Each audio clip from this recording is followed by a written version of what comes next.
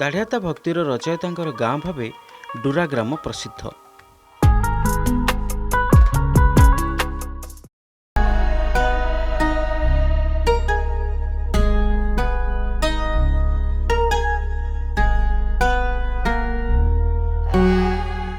ବ୍ରହ୍ମପୁର ଉପକଣ୍ଠ ଡୁରା ଗ୍ରାମ।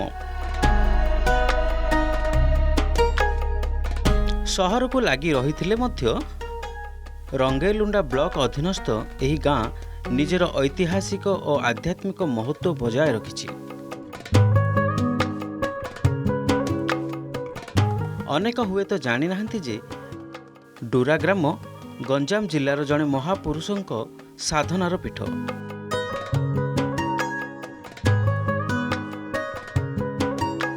ଏହି ଗାଁ ହେଉଛି ଭକ୍ତ କବି ରାମଦାସଙ୍କ ଜନ୍ମସ୍ଥାନ ଓ ସାଧନା ସ୍ଥଳ।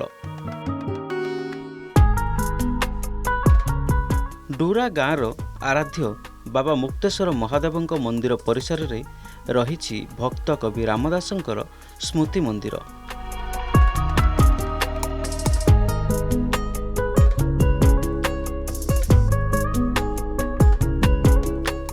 ରାମଦାସ ହେଉଛନ୍ତି ଆଧ୍ୟାତ୍ମିକ ଗ୍ରନ୍ଥ ଦାଢ଼ିଆତା ଭକ୍ତିର ରଚୟିତା।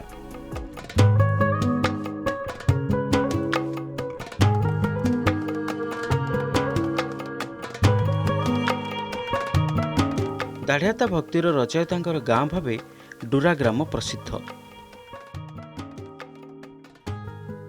ଡୁରା ଗ୍ରାମର ଏକ ବ୍ରାହ୍ମଣ ପରିବାରରେ ଜନ୍ମଗ୍ରହଣ କରିଥିବା ରାମଦାସ ଥିଲେ ଶ୍ରୀଜଗନ୍ନାଥଙ୍କର ଜଣେ ପରମ ଭକ୍ତ।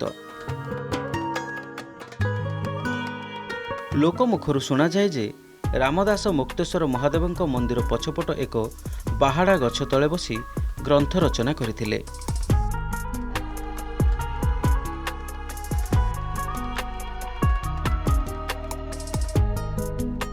ମୁକ୍ତେଶ୍ୱର ମନ୍ଦିର ପରିସରରେ ରାମଦାସଙ୍କର ଏକ ସ୍ମୃତି ମନ୍ଦିର 1981 ମସିହାରୁ ସ୍ଥାପନ କରାଯାଇଛି।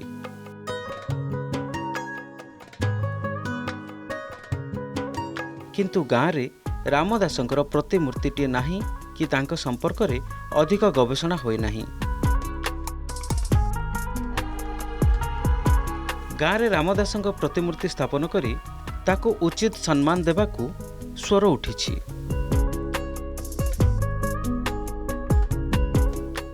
Bureau report, silk city local.